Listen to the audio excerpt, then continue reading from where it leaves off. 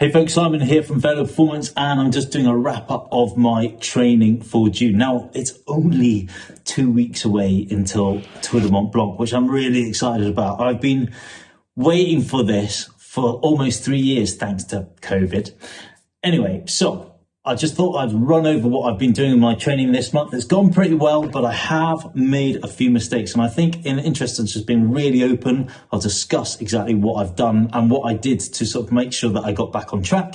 And also, if you carry watching on right to the end, I'm going to review a few things that I've bought this month, which I think have really changed my cycling. In the first week of June, I pretty much had a deload week, and that was really welcome after a big block of training.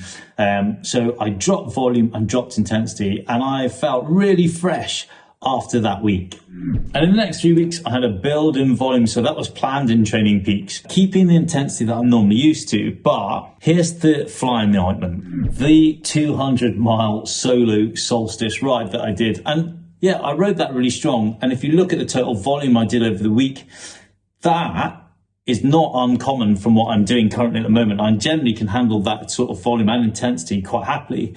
The issue is I hadn't factored into my head that the actual ride of 200 miles, and I should know better really, but the riding of those 200 miles caused way more fatigue than I was expecting. And if I hadn't been sensible and thought about it afterwards and realised my mistake, then I could have been really silly and kept on pushing on. And I took my ego out of the equation and backed off the week after that and just rode really steady. The cool thing is that paid off dividends. So like, I've done a lot of volume and my legs are back on fire again, which is great. So rode out with the guys on Sunday and we had a bit of fun on the way home, because sometimes we do. And I was feeling good and I wanted to test the legs. Yeah, you know, we got a few comms. So this week I've started feeling really good again, and I've got the volume that I wanted to get out and the intensity, except for one thing. So chain gang on Tuesday was scrapped because it was absolutely tipping it down. So I just went out and rode really easy in the morning, and actually maybe that really helped me when we came to do hill reps on Thursday with Calvin, because I was firing up the hills, rattling the bike to bits, and he was gurning on the back. And to finish this block strong, Calvin and I are going to ride a fair bit of volume on Friday, Saturday and Sunday, because the weather looks really good.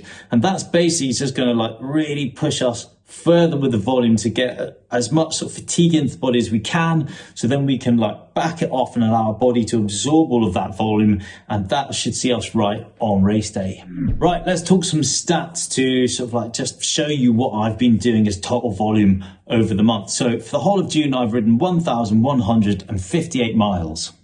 Total climbing was 81,362 feet. I got 3 comms, which I wasn't really trying for, but hey, look, I'll take those. And most importantly, I got my Strava local legend back for the local loop of Powlers. There has been a bit of a unwritten ding-dong battle between myself and 3 other riders here in Devon to see who can nick it off each other. But in my deload week, just to ride steady and just get my local legend back, I just kept on riding around it. I know, silly, but hey, look, when your nickname is actually called Powlers, or your Top Gun call sign is actually called Powlers, you can't not have the local legend of Powlers. Hey, that's kind of why I like Strava. It's a bit of fun, right? I've been keeping the gym going as well, so my deadlift strength is still exactly where it was. It hasn't gained anything, but I haven't lost anything. It was exactly what I had planned to do. So I'm still lifting about 105 kg on a deadlift. I thought I'd start a new cool section each month to talk about some of the stuff I buy to make my riding a bit more comfortable, or any of the equipment that I've bought that's extra and is really cool. So I went and bought these Pro Series G8 Pro Series 2620s. Why have I got those? Because apparently these are excellent for trying to get rid of hot foot, which I don't normally suffer from, but if I'm riding things like 200 miles every day, then I start to suffer quite badly, especially as I start getting into about the 150, and hot fit is horrendous. It's no fun at all. So apparently these things are really good. So I'm testing them out at the moment, and hopefully I'll get rid of it.